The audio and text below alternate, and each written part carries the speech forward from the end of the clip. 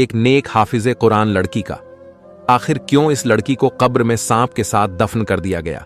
और लड़की ने ऐसा कौन सा गुनाह किया था जिसकी वजह से इस पर इतना दर्दनाक अजाब नाजिल हुआ? जानते हैं आज की इस वीडियो में। तेज बारिश हो रही थी। अम्मा फातिमा का हाथ पांव फूल रहे थे। उसने रो रो कर सारा मोहल्ला आसमान पर उठा रखा था। कहां गई जैस्मीन? सिबरा के लिए 6 बज चुके हैं। मगरिब का अंधेरा हर तरफ छा गया है। पता नहीं मेरी बेटी कहां होगी, क्या कर रही होगी। अम्मा फातिमा हमारे घर में बैठी दुआएं कर रही थीं। वह मुझे कह रही थी कि मैं इनके साथ चलकर इनकी बेटी को ढूंढूं, मगर इतनी तेज बारिश में मैं घर से नहीं निकल सकती थी। अम्मा फातिमा ने कहा, बारिश रुकने दो, फिर चली जाना। अम्मा सारा की नजर भी तेज नहीं थी कि वह अकेले जा सकती। बेचारी लाठी के सहारे चलती थी। बेबसी में इसका कोई सहारा भी नहीं था। मेरे पास ही अपने हर मसले लेकर आती थी। 6:30 रहे थे। बारिश रुक चुकी थी। मैंने घर से बड़ी टॉर्च ली और अम्मा फातिमा को साथ लेकर घर से निकल पड़ी। इतने में दरवाजा खुलने की आवाज आई। बड़ौस वाले अब्दुल चाचा मस्जिद जा रहे थे। हम दोनों को यूं अंधेरे में घर से निकलता देखकर परेशान हो गए और पूछने लगे, तुम लोग इस वक्त कहां जा रहे हो? अम्मा फातिमा रोते हुए बोल ली, बेटा क्या बताऊं, मेरी बेटी आज मदरसे से वापस नहीं आई। मैं इसके लिए सख्त परेशान हूं। मैं इसके बिना अकेली जा भी नहीं सकती। इस बेटी को लेकर मदरसे वालों के पास जा रही हूं। दुआ करो मेरी बेटी मिल जाए। अम्मा फातिमा रो रही थी। अब्दुल चाचा ने जब यह सब कुछ देखा तो वह भी हमारे साथ चलने को तैयार हो गए। मैंने खुदा का शुक्र अदा किया। अंधेरे में तो मुझे भी डर लग रहा था। अब्दुल चाचा भी हमारे साथ हो गए। थोड़ी ही देर के बाद हम मेन सड़क पर थे। सड़क के आसपास लंबी लंबी घास उगी हुई थी। मौसम बहुत सुहाना था, मगर हमारे सर पर इस खुशगवार मौसम का कोई असर नहीं था, क्योंकि हम दोनों को, बल्कि हम तीनों को जैस्मीन की फिक्र खाई जा रही थी कि तभी कानों में हल्की हल्की चीख की आवाज पड़ी। लग रहा था कि कोई धीरे धीरे रो रहा है। अम्मा फातिमा की नजर तो बहुत कमजोर थी, मगर कान बहुत तेज थे। कहने लगी, मुझे अपनी बेटी के रोने की आवाज आ रही है। यहीं रुक जाओ और रोशनी इधर उधर डालो। देखो मेरी बेटी यहां पर बैठी रो रही है। अम्मा फातिमा की बात सही थी। हम लोग रुक गए। मैंने टॉर्च की रोशनी जब घास पर डाली तो मेरे कदमों तले से जमीन ही खींच गई। क्या देखती हूं कि सामने जैस्मीन पड़ी है। इसके चेहरे से खून बह रहा था और हालत भी कुछ ना मुनासिब सी थी। इसे देखकर मेरी भी चीखें निकल गई। मैंने इसे जिस हालत में देखा था वह बहुत दर्दनाक और दिल दहला देने वाली हालत थी। वह जमीन पर यूं पड़ी थी जैसे कोई जानवर का बच्चा होता है। यह देखकर अम्मा फातिमा ने चीखना चिल्लाना शुरू कर दिया, हाय, किसने मेरी बच्ची की यह हालत कर दी? मैं कहां जाऊंगी अपनी जवान बेटी को लेकर? किससे हिसाब मांगूंगी? सच बता, मेरी बेटी किसने यह सब कुछ किया है? अम्मा फातिमा अपनी बेटी को छोड़ते हुए बोली, अम्मा कुछ भी तो नहीं हुआ। तुम्हारी बेटी को हो सकता है कि किसी ने गाड़ी से टक्कर मार दी हो। नहीं, मैं यह नहीं मान सकती। अम्मा फातिमा जोर जोर से चिल्लाने लगी थी। वह इतना रोई कि इसका गला बैठ गया था। मुझे तो समझ नहीं आ रहा था कि मैं क्या करूं। अब्दुल चाचा ने गांव से कुछ लोगों को बुला लिया जो चारपाई लेकर आए। यूं जैस्मीन को घर ले जाया गया। मैंने सोचा था कि शायद इसका इलाज किया जाएगा, मगर उसने तो रास्ते में ही दम तोड़ दिया। जब घर जाकर इसकी लाश को हाथ लगाया तो वह बिल्कुल ठंडी हो चुकी थी। अम्मा फातिमा रोने लगी, कहने लगी, मैं कितनी बदनसीब मां हूं जिसकी हाफिज कुरान बेटी के साथ इतना बड़ा जुल्म हो गया और वह कुछ भी ना कर सकी। मोहल्ले के सभी लोग इकट्ठे हो गए थे। सबको पता चल गया था कि अम्मा फातिमा के हाफिज कुरान बेटी जैस्मीन के साथ बहुत बड़ा हादसा हो गया है, मगर लोग अजीब अजीब बातें कर रहे थे। कोई कहता कि इसकी बेटी ने खुद ही कुछ किया होगा, तो कोई कहता हाफिज कुरान होकर अगर यह हादसा हुआ है तो इस लड़की ने जरूर कोई गुनाह किया होगा। गरज यह है कि जितने मुंह उतनी बातें, मगर अभी असल मामला तो पीछे था। वह रास्ता जिस पर से पर्दा उठना अभी बाकी था। अम्मा फातिमा को तो रो रो कर बुरा हाल हो गया था। उसने मुझसे कहा, बेटी, मेरे दिल में एक बात है जो मैं तुमसे कहूंगी, और यह मेरी बेटी की आखिरी ख्वाहिश भी थी। मैं नहीं जानती थी कि वह कभी इस दुनिया से अकेली चली जाएगी। अगर पता होता तो मैं उसके साथ अपना रवैया अच्छा रखती। अब इसकी आखिरी ख्वाहिश तो पूरी कर दूं। अगर नहीं की तो खुद को गुनाहगार समझूंगी। मैं अपनी बेटी को कफन में नहीं, इसके कुर्ते में दफनाऊंगी। अम्मा फातिमा ने एक सफेद फटा सा कुर्ता मेरे सामने कर दिया। यह क्या है अम्मा? मैंने पूछा। यह उसका वह कुर्ता है जिसमें मेरी बेटी नमाज पढ़ा करती थी। वह कहती थी कि यही कुर्ता है जिसे पहनकर मैं अल्लाह से मिलना चाहती हूं। इसका मतलब क्या इसे अपनी मौत का पहले से ही पता था? अम्मा फातिमा अपनी बेटी को बहुत पाक समझ रही थीं, मगर ऐसा नहीं था। बाहर के लोग जो बात कर रहे थे उन्हें सुनकर इंसान कानों को हाथ लगाए। मेरे लिए अम्मा फातिमा की परेशानी तो ना काबिले बर्दाश्त हो रही थी, मगर क्या करती? उनकी बेटी को वह कुर्ता पहनाना था। मैं और मेरी मां ने जब अम्मा फातिमा की बेटी को गुस्ल देने का इरादा किया तो हम पर ऐसे कई राज खुले जिन्होंने हमारा दिल दहला दिया। हमने बड़ी मुश्किल से अम्मा फातिमा की बेटी को गुस्ल दिया। हालांकि वह हाफिज कुरान थी, मगर इसकी मैयत के साथ यह मामला होना हमारी समझ से बाहर था। मैं तो सोच भी नहीं सकती थी कि कभी किसी हाफिज कुरान और नमाज की पाबंद लड़की की मैयत के साथ ऐसा हो सकता है। मेरे जहन में खौफ ने डेरे डाल दिए थे। मैं सोचने लगी थी कि क्या मुझे कुरान हिफ्स करने से बाज आना चाहिए, क्योंकि जो इंसान कुरान हिफ्स करने के बाद भी अपनी गलतियों से बाज न आए तो उसके साथ अल्लाह ताला जो मामलात करता है वह मैंने अपनी आंखों के सामने देख लिया था। मगर मैं अम्मा फातिमा का दिल नहीं दुखाना चाहती थी। मैंने चुप रहने का फैसला किया, मगर लोग कहां चुप रहने वाले थे। लोगों की तो जुबानें थीं और वे कुछ भी कहने से नहीं चूकते थे। मोहल्ले की एक औरत ने लाश को देखकर एक अजीब बात कही थी। अम्मा फातिमा को रोता देखकर उसने जो फिक्रा कसा था वह इज्जते नफ्स को मजरूह करने वाला था। बोली, क्या अम्मा फातिमा, तुमने तो अपनी बेटी की पारसाई की सफाई दी थी, लेकिन अगर तुम्हें इतनी ही पारसाई लगती है तो तुम इसकी लाश का पोस्टमार्टम क्यों नहीं करवा लेती? तुम्हें साफ समझ आएगी कि तुम्हारी बेटी के साथ क्या हुआ है। किसी गाड़ी ने टक्कर मारी है या फिर... अम्मा फातिमा ने इसके मुंह पर जोरदार तमाचा दे मारा। खबरदार, जो तुमने मेरी मरहूम बेटी के बारे में बकवास की। मेरी बेटी पाक और साफ थी। इसका किरदार शीशे की तरह शफाफ था। तुम्हें शर्म नहीं आती ऐसी बकवास करते हुए? अम्मा फातिमा की बात सुनकर मैं सुन होकर रह गई थी। मुझे समझ में नहीं आ रहा था कि मैं इसे क्या बताऊं कि मैंने तुम्हारी बेटी की मैयत में क्या देखा है। अम्मा फातिमा का गुरूर और मान मैं तोड़ना नहीं चाहती थी। पोस्टमार्टम की बात ने अम्मा फातिमा को परेशान कर दिया था। बेटी का जनाजा घर से उठने के बाद घर में अजीब सी वहशत उठ रही थी। जब मैं अम्मा फातिमा के पास बैठी तो वह फिर से फूट फूट कर रोने लगी। क्या तुमने उस औरत ने क्या बात की कि मेरी बेटी का पोस्टमार्टम होना चाहिए? अरे, ऐसा क्या कर दिया मेरी बेटी ने? लेकिन बेटा, आजकल जमाना भी तो खराब है। मेरा दिल बहुत बुरी तरह छलनी हो चुका था। क्या तुम्हें भी लगता है कि मेरी बेटी के साथ कोई ऐसा हादसा हुआ है? नहीं अम्मा, तुम खुदा खौफ मत करो अपनी बेटी के बारे में।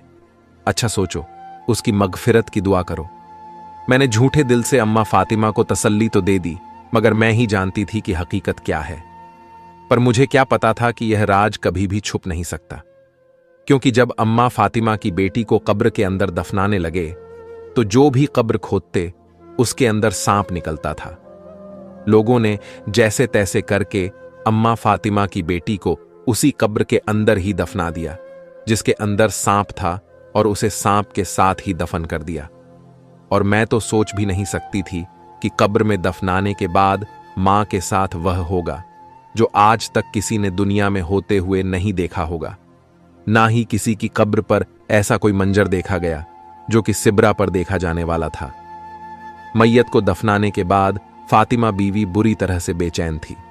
कहने लगी, मेरा शौहर तो इस दुनिया से पहले ही चला गया, अब मेरी बेटी भी नहीं रही, मैं किसके पास जाऊंगी?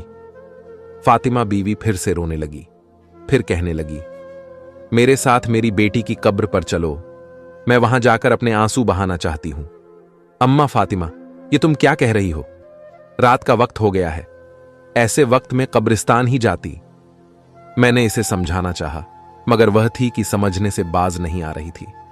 नहीं नहीं, मुझे जाना है। मैं अपनी बेटी की कब्र पर जाना चाहती हूं। मैं उसे बातें करना चाहती हूं। अम्मा फातिमा जिद्दी हो गई। मैंने अपनी मां से इजाजत मांगी और अम्मा फातिमा के साथ होली रात का अंधेरा हर तरफ फैल चुका था। अम्मा फातिमा ने सफेद चादर अपने गिर्द लपेटी हुई थी। हम दोनों कब्रिस्तान की तरफ रवाना हो गए। हल्की हल्की ठंडी हवाएं चल रही थीं। अम्मा फातिमा मुझसे बार बार अजीब अजीब सवाल कर रही थीं। क्या तुम्हें लगता है मेरी बच्ची अल्लाह तबारक ताला के पास जाकर खुश होगी या फिर परेशान होगी? अम्मा फातिमा के अजीबो गरीब सवाल सुनकर मुझे उन पर तरस आ रहा था, मगर मुझे नहीं पता था कि अभी एक और कयामत टूटने वाली है। अभी तो उन्हें अपनी बेटी के बारे में कुछ भी नहीं मालूम था। 5 ही मिनट में कब्रिस्तान आ गया। जैसे ही कब्रिस्तान में दाखिल हुए, हमें सामने ही सिबरा की कब्र नजर आई, लेकिन कब्र कुछ काली काली सी मालूम हो रही थी। अम्मा फातिमा की हालत देखने वाली थी। टॉर्च की हल्की हरी रोशनी में मुझे कुछ सही नजर नहीं आ रहा था।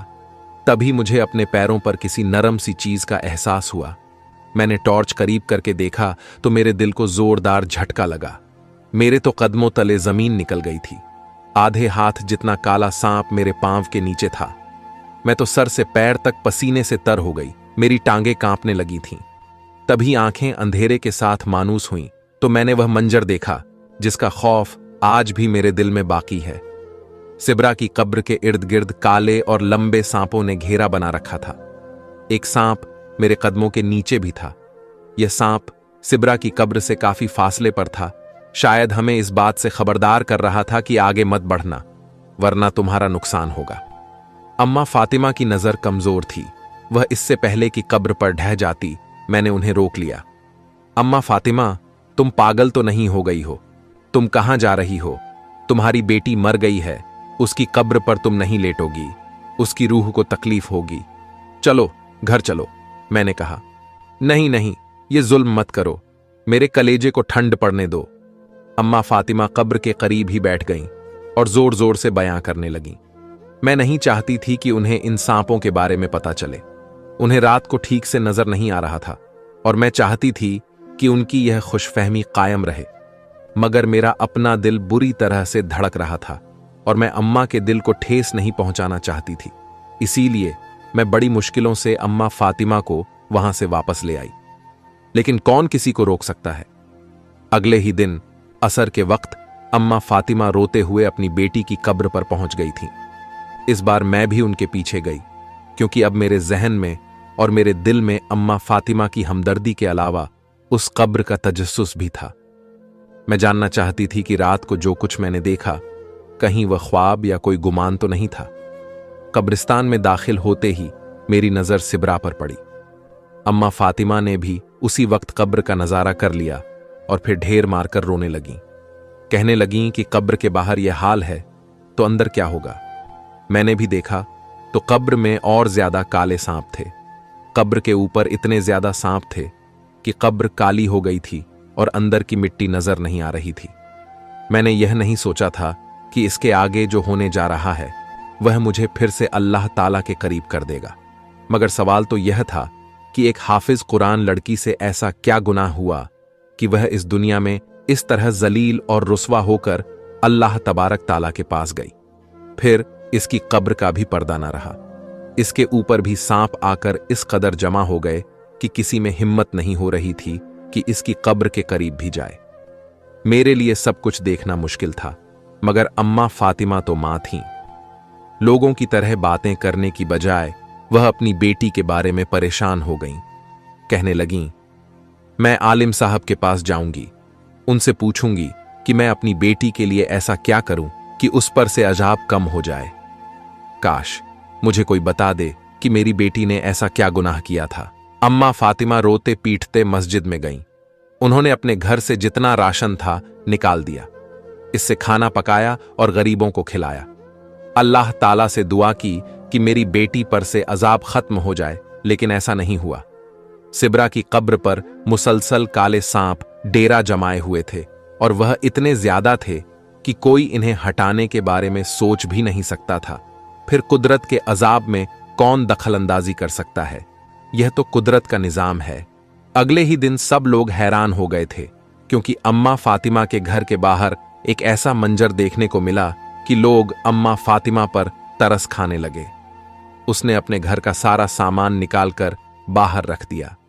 रोती हुई वह सदाएं लगाती, कोई गरीब हो आकर मेरे घर से जो चाहे उठाकर ले जाए, मैं सब अपनी बेटी के नाम पर सदका कर रही हूं। किसी को मेरे घर खाना हो तो आकर खाना खा ले।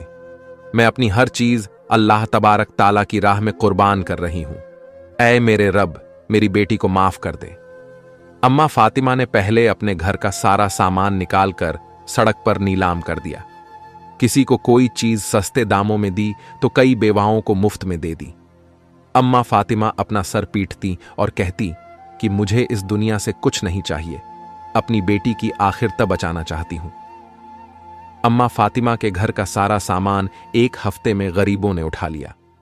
जाहिर है, लोगों की अपनी अपनी जरूरतें होती हैं। अम्मा फातिमा ने सोचा था कि इतना बड़ा सदका और कुर्बानी करने के बाद इसकी बेटी की कब्र से अजाब हट जाएगा, मगर ऐसा नहीं हुआ। अम्मा फातिमा हर रोज जाकर अपनी बेटी की कब्र देखती तो बदस्तूर वहां पर सांप जमा ही रहे थे। ये देखकर अम्मा फातिमा सोचने लगी कि आखिर उसकी बेटी से कौन सा इतना बड़ा गुनाह हो गया है जिसकी वजह से इसे इतना सख्त अजाब हो रहा है। अम्मा फातिमा के लिए यह सब कुछ करना बहुत मुश्किल था। वह लुटपुट गई थी। अब तो वह अपने घर में बैठी बस खाली नमक के साथ रोटी खाती थी। लोगों को इस पर तरस तो आता, मगर इसे खुद पर तरस नहीं आता था। एक दिन अम्मा फातिमा ने अपना जेवर भी बेच दिया, जो कि उसका सबसे कीमती और सबसे आखिरी अमानत था। जेवर बेचकर उसने जैसे खुद को अल्लाह तबारक ताला के आगे सौंप दिया था। अब तो उसके पास कुछ भी नहीं बचा था जो वह बेच पाती। सड़क पर आ गई थी बिल्कुल। मगर इसके बावजूद भी आपको यह जानकर हैरान होगी कि सिब्रा से ना ही सांप हटे और ना ही अम्मा फातिमा को सुकून आया। तंग आकर अम्मा फातिमा नमाज के लिए बैठ गई। मुसल्ले पर बैठी, न खाती न पीती, बस अल्लाह तबारक ताला के सामने रोती रहती और सुबह शाम जो भी गुजरता उसे आवाज देकर कहती, मेरी बेटी के लिए दुआ करो, इसका अजाब कम हो जाए। अम्मा फातिमा तो सुकून कर गई थी, मगर उसे अपनी बेटी का गुनाह समझ नहीं आ रहा कि तभी एक दिन एक लड़की मेरे पास आई। उसने मुझसे कहा कि सिब्रा नाम की लड़की से मिलना चाहती हूं। मैंने उसे सारी बात बता दी तो उसके चेहरे का रंग उड़ गया। कहने लगी, मुझे फौरन सिब्रा की मां के पास ले चलो। मैं उसे लेकर फौरन अम्मा फातिमा के पास आई तो उसने अम्मा फातिमा से कहा कि मैं तुम्हें तुम्हारी बेटी की सारी हकीकत भी बताऊंगी, लेकिन सबसे पहले तुम मुझे इसके कमरे में ले चलो। अम्मा फातिमा यह सुनकर फौरन अपनी बेटी के कमरे में ले गई। सिब्रा के कमरे में जाते ही उस लड़की ने उसका कमरा उलट पलट कर दिया। कुछ ना मिला तो उसका बिस्तर उलट दिया। नीचे रखे मोबाइल फोन ने अम्मा फातिमा को भी हैरान कर दिया था। यह तो एक स्मार्टफोन था। लड़की ने स्मार्टफोन लेकर खोला तो इसका मवाद देकर हम लोग भी हैरान रह गए थे। कोई सोच भी नहीं सकता था कि अम्मा फातिमा की बेटी ऐसी निकलेगी। चंद पैसे कमाने की खातिर अपने लिए जहन्नम खरीदने चल पड़ी थी, मगर अल्लाह तबारक ताला तो 70 माओं से ज्यादा मोहब्बत करने वाला है। उस लड़की ने बता दिया कि सिब्रा सिर्फ खुद ही नहीं बुरी चीजें देखती थी, बल्कि वह लोगों में भी बुराई फैलाती थी। उसने अगरचे खुद को तो इस्तेमाल नहीं किया, मगर इधर उधर ऐसा गंदा वीडियो दूसरों को दिखाकर अपने लिए कब्र में अजाब खरीद लिया। यह सिब्रा की खुशकिस्मती थी कि उसके मोबाइल पर किसी किस्म का कोट नहीं था, क्योंकि उसकी मां को नजर नहीं आता था तो उसे कोट लगाने की जरूरत महसूस ना हुई। यूं ही मां से छुपकर मोबाइल इस्तेमाल करती रही। इस तरह उस लड़की ने सिब्रा का पर्दाफाश कर दिया। चुनांचे सिब्रा से सांप हट गए। उसकी मां के दिल को भी करार आ गया। प्यारे दोस्तों, अब आप सोचेंगे कि आखिर इसमें क्या मसल्लत है। यकीन मानिए, अगर अल्लाह तबारक ताला ने सिब्रा का पर्दाफाश ना किया होता तो उस लड़की को मां के घर ना भेजता। यह तो सिब्रा को माफ करवाने का एक बहाना था। बस यही वह दिन था जब मैंने कुरान पाक से अपना रिश्ता फिर से स्थापित कर लिया, क्योंकि मैं समझ गई थी कि हाफिज कुरान कभी भी अल्लाह तबारक ताला के कहर में नहीं आ सकता। अल्लाह तबारक ताला उसे अपने कहर से बचाने के लिए कोई ना कोई रास्ता निकाल ही देता है। वैसे भी उसकी मां ने बहुत सारी दुआएं की थीं और अल्लाह तबारक ताला की राह में सदका और खैरात किए थे। क्योंकि सदका बलाओं को टाल देता है और मुसीबतों को दूर करता है। इस वजह से अल्लाह तबारक ताला ने मां की दुआओं और सदके की वजह से उसकी कब्र से अजाब को टाल दिया था। प्यारे दोस्तों, हाफिज कुरान हो या फिर आलिम दीन हो, अगर वह अपनी जिंदगी अल्लाह ताला और रसूल अकरम सल्लल्लाहु वसल्लम के अहकाम के मुताबिक गुजारता है, तभी दुनिया और आखिरत में वह कामयाब होता है। इसीलिए कब्र के अजाब और आखिरत को याद करके अपनी जिंदगी गुजारें।